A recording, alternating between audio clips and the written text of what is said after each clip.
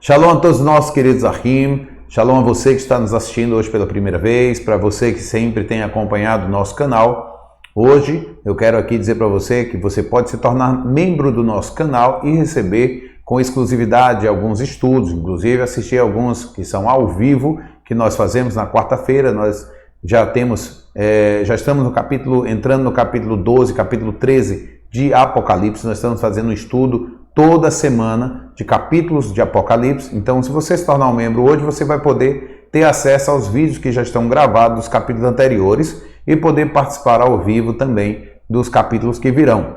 Como membro também, e nós estamos aí planejando, sim, para podermos começar a transmitir o nosso serviço aos sábados para os que são membros poderem também participar conosco desse serviço, tá? Então, é fácil, tem o botão para se tornar membro, tá apenas por R$ 14,99, você se torna membro mensalmente e pode receber todos esses vídeos e esses estudos, que são exclusivos para membros.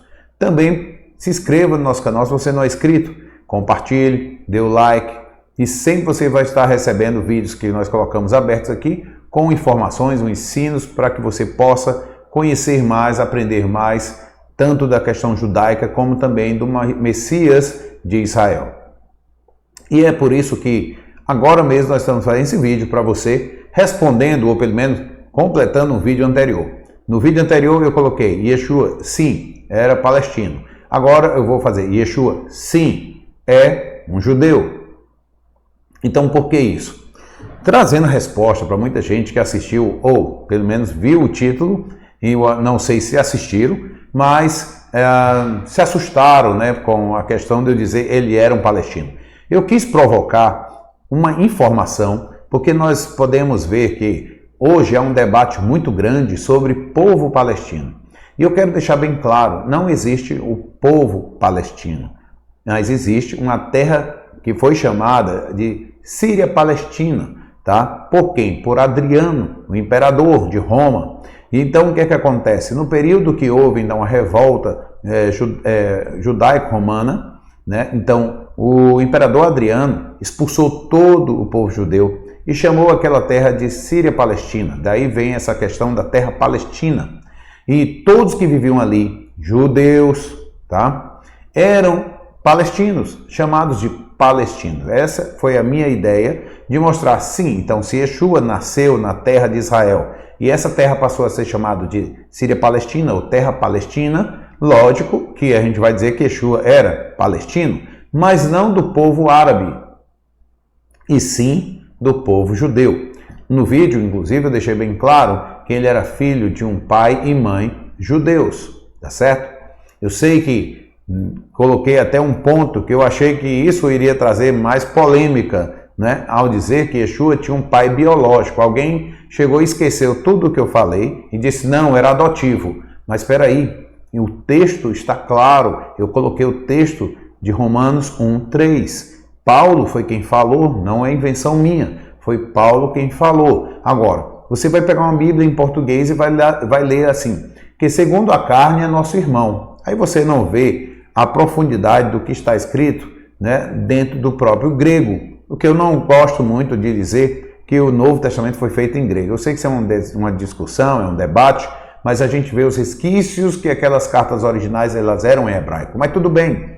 Se você vai para o grego, você vai ver uma palavra espermatos. No vídeo anterior, se você for lá assistir, você vai ver que eu coloco essa palavra lá, também o texto em grego. Dou ênfase na palavra que está lá, espermatos. Procure qualquer pessoa da área médica, científica, biológica, dos biólogos, e pergunte a eles, espermatos, o que isso quer dizer? Uma mulher pode ter espermatos? Agora, a não ser que você vai dizer que Deus tem um espermatos, Deus não tem espermatos. Deus criou para o homem um modo de reprodução.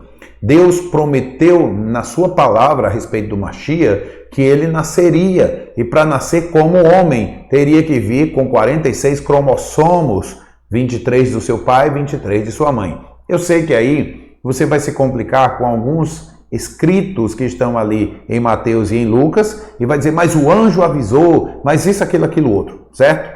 Beleza. Para isso, eu teria que fazer um outro estudo aqui, trazendo para você algumas perguntas, mas eu posso fazer agora mesmo, tá certo? O texto diz, vamos ver se há uma lógica. Gente, eu não quero que você desacredite da Brit Hadashah, que chamamos Novo Testamento, mas nós temos que entender que os pergaminhos mais antigos que temos é do século IV, tá certo? Eu chamo você também a procurar por uma carta que o Papa Damaso I escreveu para Jerônimo, pedindo, e isso na realidade a carta que você vai encontrar é a carta de Jerônimo, quando ele foi escrever a Vulgata Latina. E na carta que ele escreve ao Papa Damaso I, ele diz que iriam chamá-lo de sacrílego, por quê? Porque ele foi pedido pelo Papa para que ele fizesse inclusões, alterações e retiradas de textos. Isso não está falando do que muitos chamam de Antigo Testamento, que nós chamamos de Tanar. Falou do que se chama Novo Testamento. Foi isso que o Papa pediu a ele. Ora, se Papa do Damaso I pediu essas alterações, isso não é novo, tá bom? Então vamos lá para um contexto aqui para você parar para pensar. Eu vou botar alguns pontos. O povo cristão estava celebrando Natal, né? Ah, não, nós sabemos que ele não nasceu nesse dia, mas a gente comemora nesse dia para lembrar, tá certo? Deixa eu fazer uma pergunta para você. Você é casado ou casada? Você gostaria de receber do seu cônjuge um presente que foi do ex dele? Você acha que Deus vai se alegrar de você pegar uma data de uma celebração pagã e vai entregar para ele como sendo algo santo? A palavra santo já significa separado. Não pode ter mistura. Aí você pega isso e entrega a Deus como algo, né, de agradecer porque ele mandou o Mashiach. Deus não foi aí que ele nasceu, tá? Saiu inclusive aí uma reportagem da BBC, né, de Londres, explicando, e ela faz uma pergunta, né? Quando então pegaram uma festa pagã de Roma e transformaram em um Natal? E dentro daquele contexto de todo lá, a reportagem cita que a probabilidade, pelos próprios escritos que fala, deixa muito claro, a partir até de João Batista, que ele nasceria no mês entre março e abril. Vocês sabem o que cai entre março e abril no calendário judaico? A Páscoa, Pessah. Não é dito que ele é o Cordeiro de Deus? Quando é que o Cordeiro tinha que ter nascido? Porque o Cordeiro tinha que ser de um ano, em Pessah. Veja só que os pastores estavam no campo, tem muitas informações que dá para mostrar para você, inclusive que aos 12 anos de idade ele vai a Jerusalém, e inclusive seus pais vão embora e esquecem ele lá. Veja aqui que o texto diz que ele tinha completado seus 12 anos.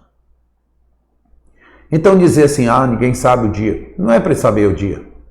Agora nós comemoramos a morte dele, porque foi isso que ele deixou. E isso é uma tradição judaica, que se comemora o aniversário da morte, ok? E isso ficou para que nós sempre lembrássemos em toda Páscoa, porque a gente sabe o dia, a hora, o momento certo que ele morreu. Então a gente relembra esse tempo, a gente celebra, né, vamos dizer assim, com aquele cálice, que é o cálice da redenção, o terceiro cálice de Páscoa, e o pão, este pão, que é o aficomã, dentro de Páscoa. Eu sei que muita gente não conhece isso porque não celebra a Páscoa da forma que o Eterno mandou celebrar. Mas, é aí que você traz esse entendimento.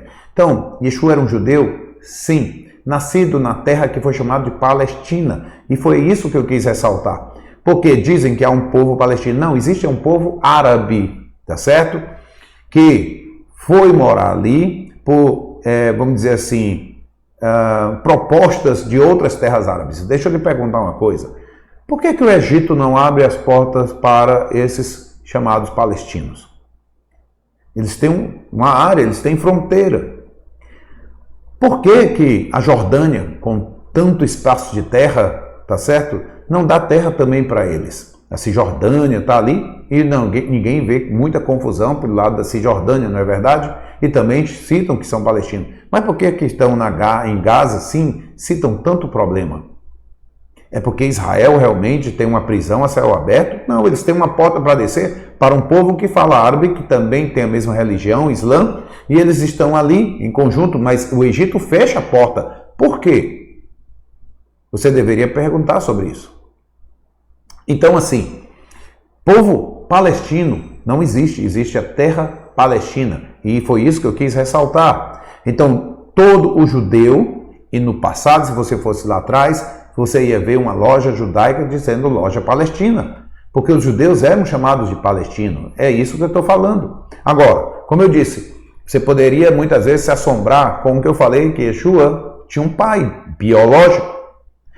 Qual é o problema de ter um corpo biológico, um corpo humano para o Messias? Nenhum.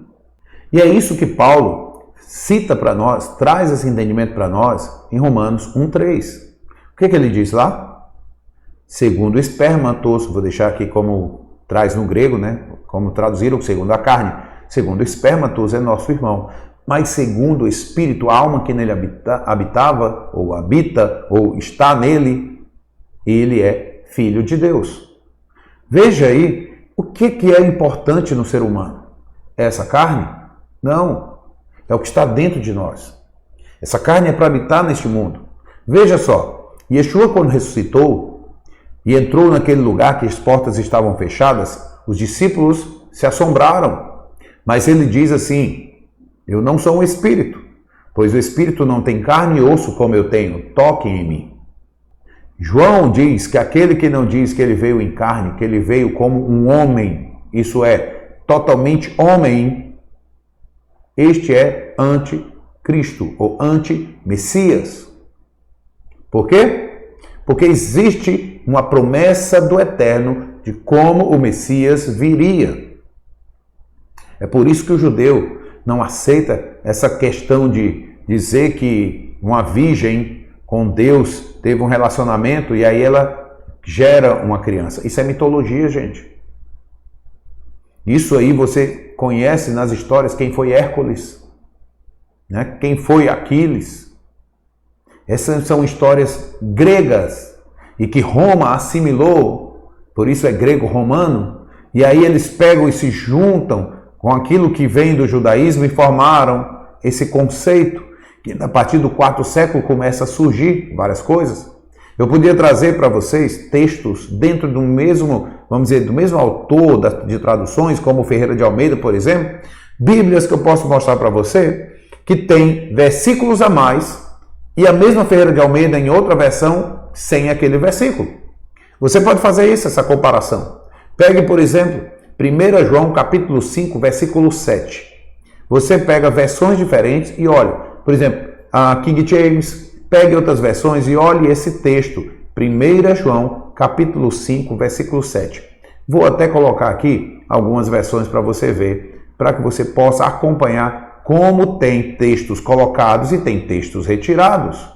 Este é um grande exemplo de alterações feitas no chamado Novo Testamento.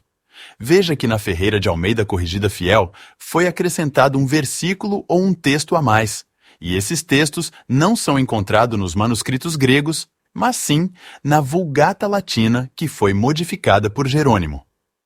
Já na Ferreira de Almeida Atualizada está conforme a maioria dos textos gregos.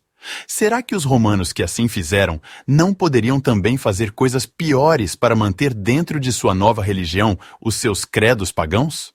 Diz o texto, e aí eu quero que você raciocine comigo, que quando Yosef soube, que Miriam iria engravidar, porque eu vou dizer iria, para você entender algo aqui, tá certo? Ele, achando que está grávida, o que ele diz? Opa, eu vou embora, de fininho. E o texto diz assim, porque ele não queria difamá-la, não é isso? Uau! O que aconteceria 4 meses depois, 5 meses depois? Miriam, eu não vou chamar Maria, o nome dela era Miriam, estaria com a sua barriga bem avantajada, porque estava grávida. O que aconteceria com ela? Aquele que supostamente, como diz, não era casado, foi embora e a mulher parece grávida da noite para o dia.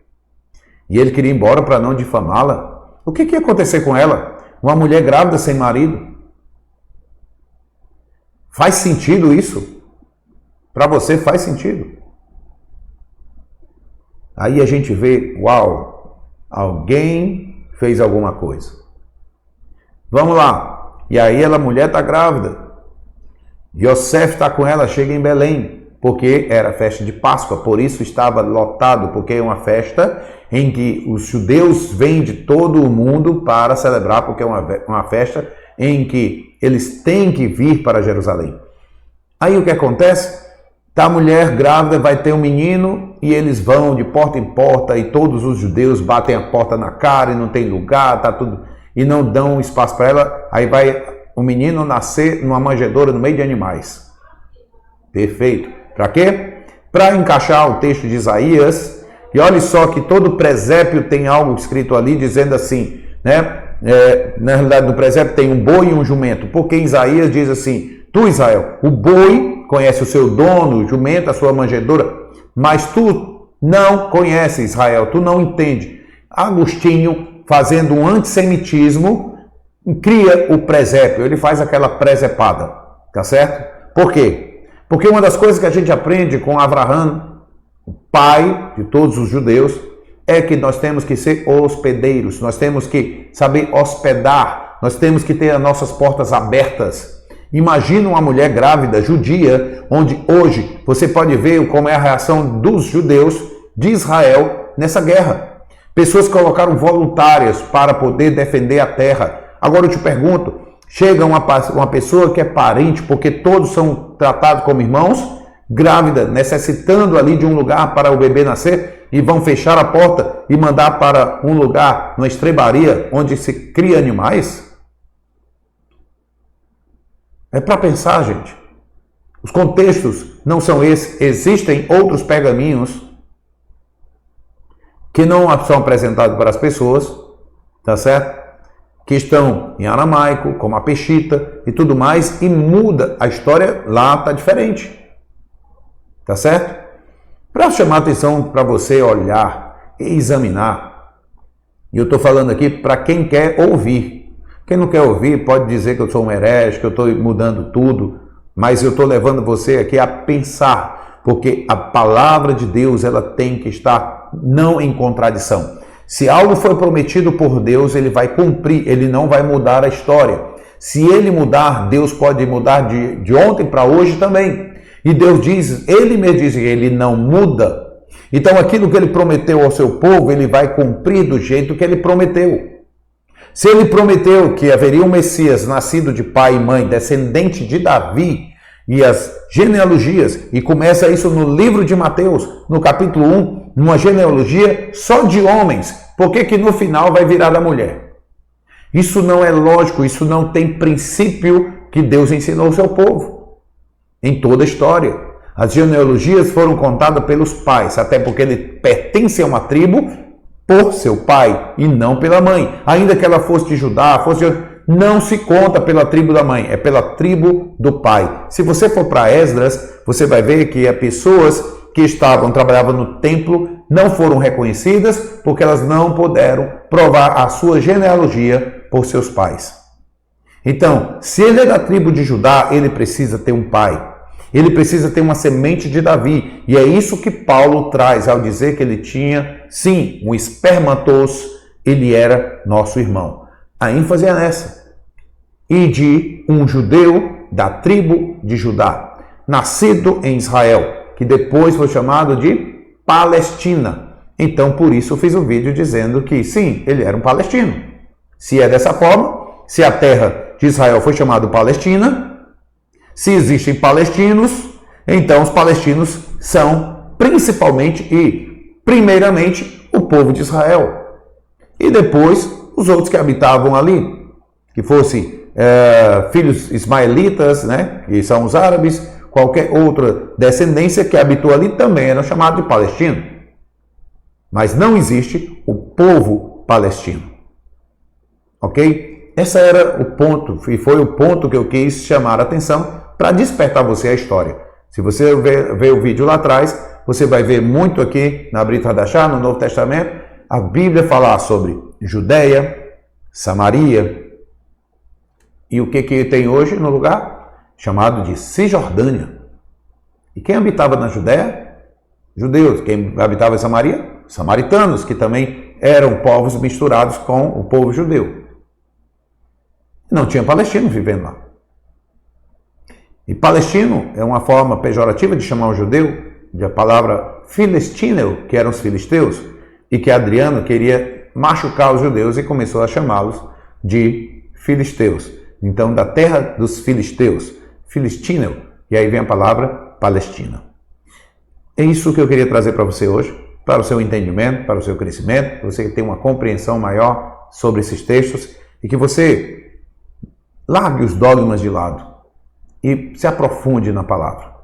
Amém? Que o Eterno te abençoe grandemente e traga mais conhecimento e luz para você, principalmente porque estamos chegando nos últimos dias e nesses últimos dias nós precisamos aumentar em nós mesmos o conhecimento de Deus. Conheçamos a Deus e prossigamos em conhecê-lo. Que o Eterno te abençoe. Shalom, shalom.